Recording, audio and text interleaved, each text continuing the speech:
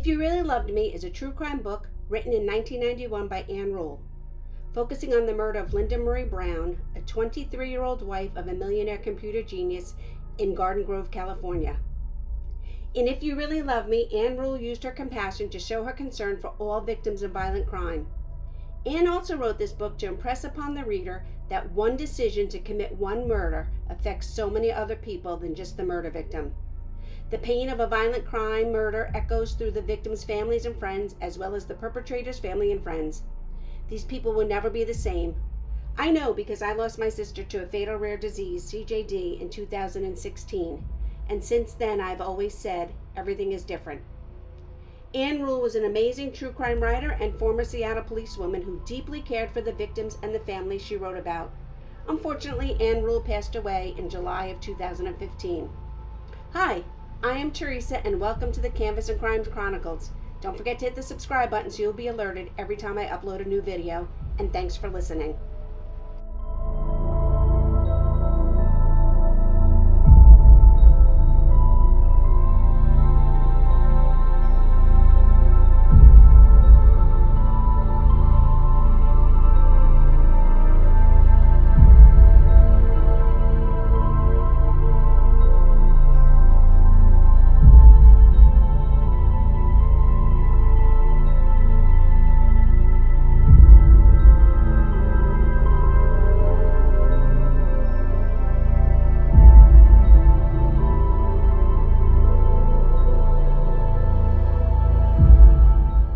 In the suburban tranquility of Garden Grove, California, a chilling crime shattered the peace on the night of March 19, 1985.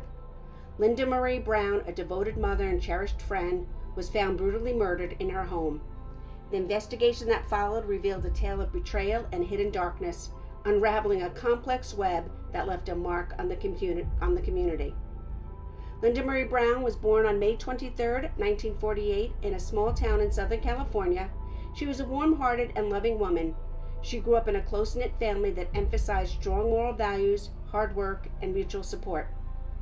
Linda's upbringing in a suburban neighborhood provided her with a stable and nurturing environment, which played a significant role in shaping her character and future endeavors. Linda was one of 3 children in her family.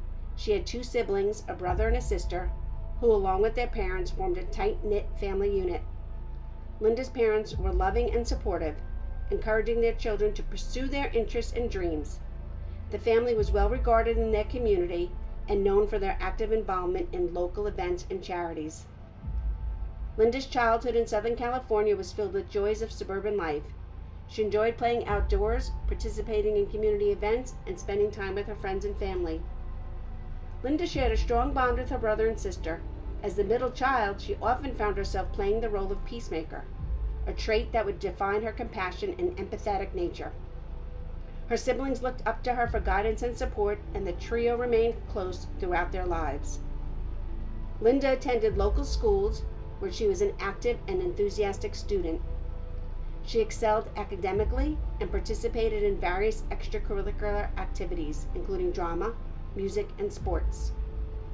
Her natural leadership qualities and friendly demeanor made her a beloved figure among her peers and teachers.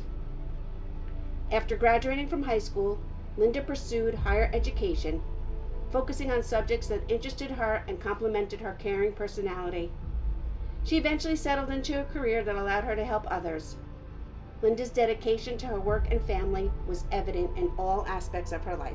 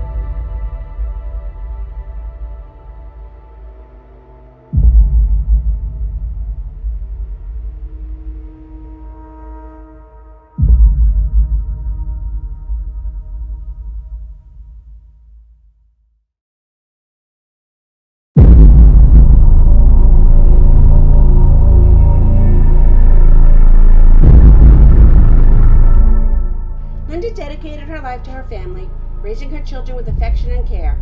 Her friends and neighbors knew her as a kind and generous person, always willing to lend a hand or offer a comforting word. Linda's marriage to Richard Brown seemed stable, and the couple was well respected in their community. Linda married Richard Brown, and the couple settled in Garden Grove, California. Linda had become Richard's fifth wife. Together they had children and worked to build a life centered around family values and community involvement. Linda was a devoted mother and wife, known for her nurturing spirit and unwavering support for her family's endeavors.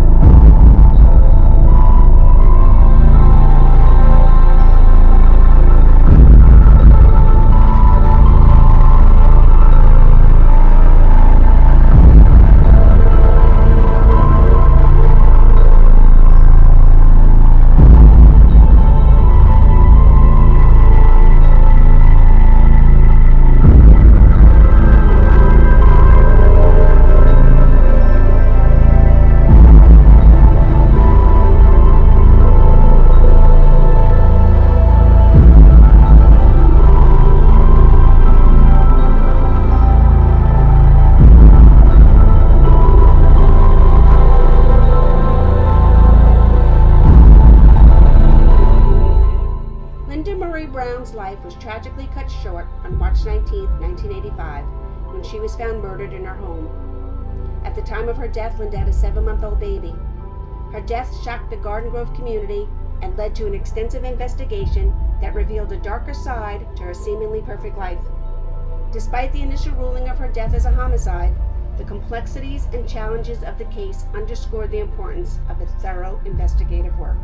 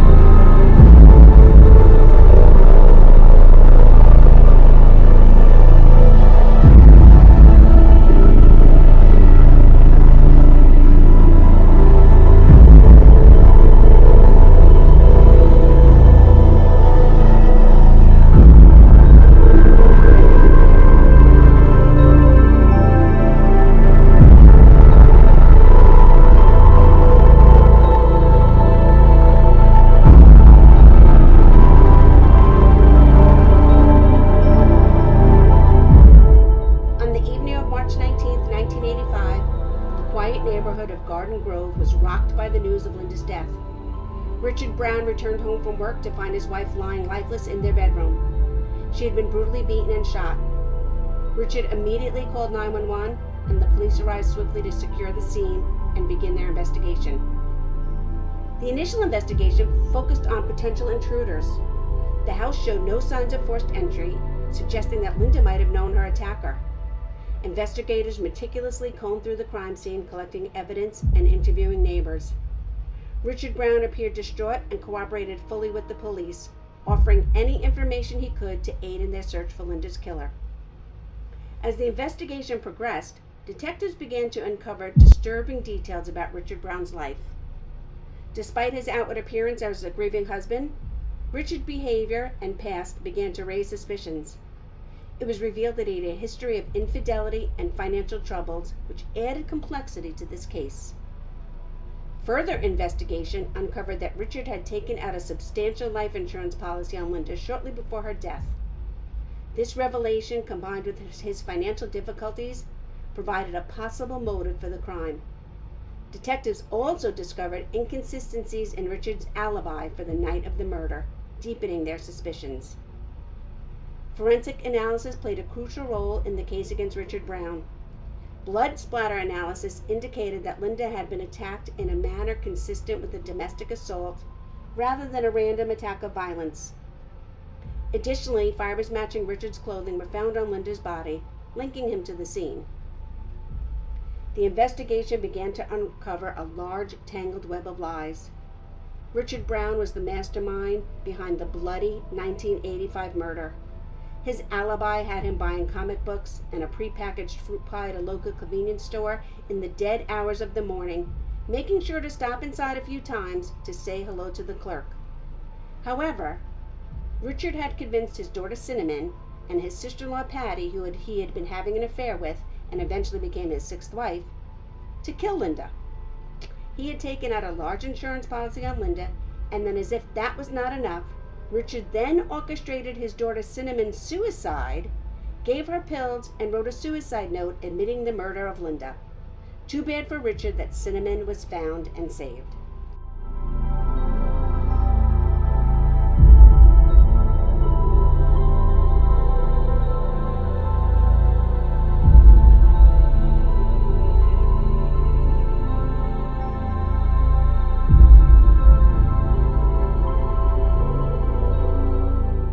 It took over 3 years for the police to finally lay out Richard's part in his wife's murder.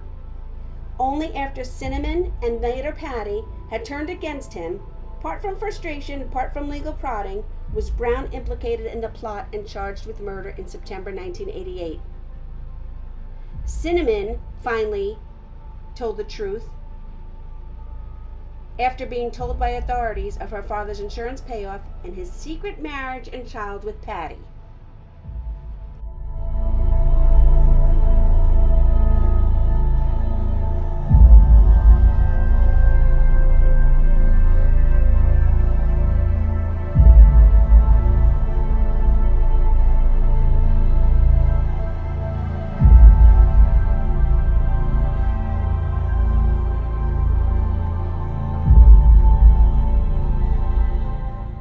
Patty finally came clean and pointed the finger at Richard after his feverish attempt to blame the killing on her.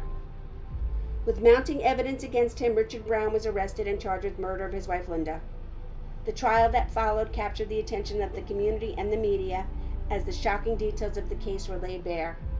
Prosecutors presented the compelling case, highlighting Richard's motive, the forensic evidence, and the inconsistencies in his statements. Richard Brown's defense team attempted to cast doubt on the prosecution's case, suggesting that an unknown intruder could have been responsible for Linda's death.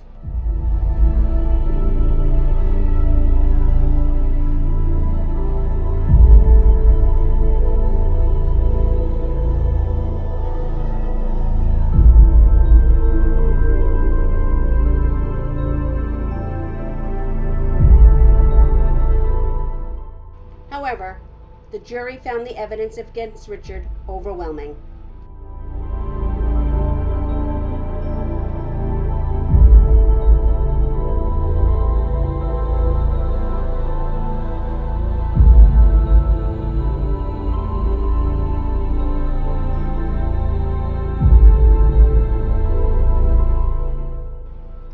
In 1988, Richard Brown was found guilty of orchestrating his wife's first-degree murder and setting up his own daughter to take the fall.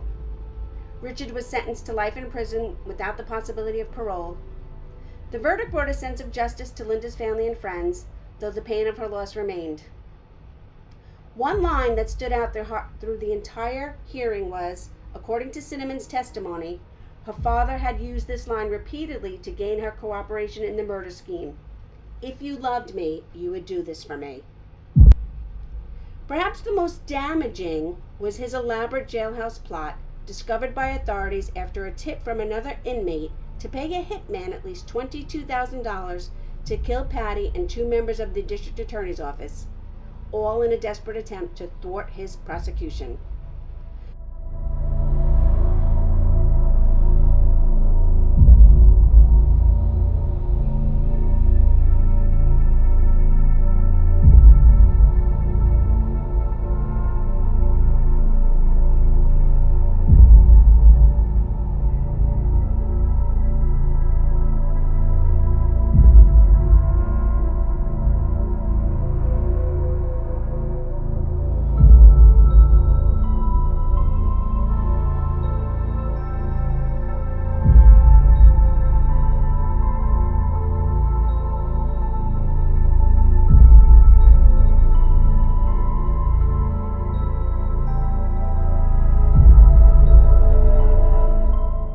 Plot would then take an additional turn after a tape recording from early 1989 offered first-hand insight into Brown's methods.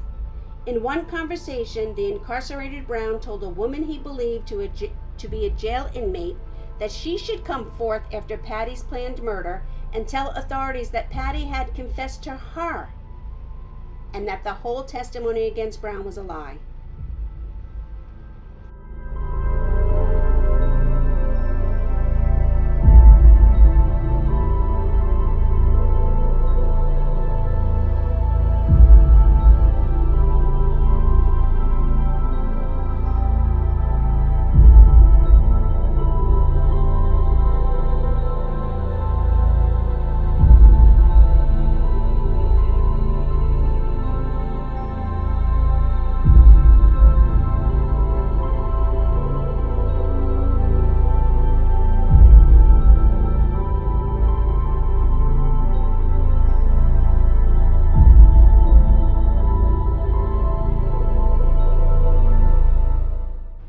Cinnamon Brown was free after serving 8 years in a California Youth Authority facility for the murder of her stepmother at her father's urging.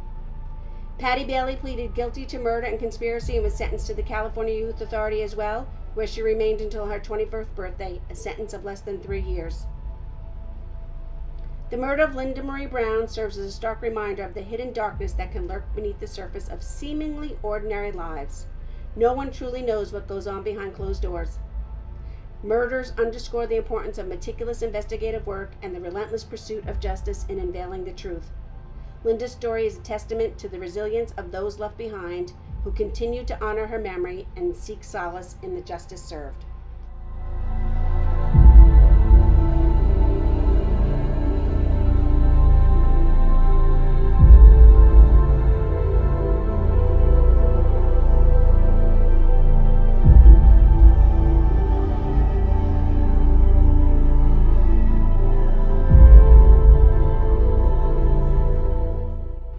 Thank you for listening to another episode of Canvas and Crime. If you've not hit the subscribe button yet, please do so you are notified every time I upload a new video. If there's a story you would like to look into and recap, drop it in the comments below. I avoid over-sensationalized serial killers and the overly popular stories, but feel free to offer suggestions and don't forget to hit the subscribe button so you'll be alerted every time I upload a new video. Thanks for watching.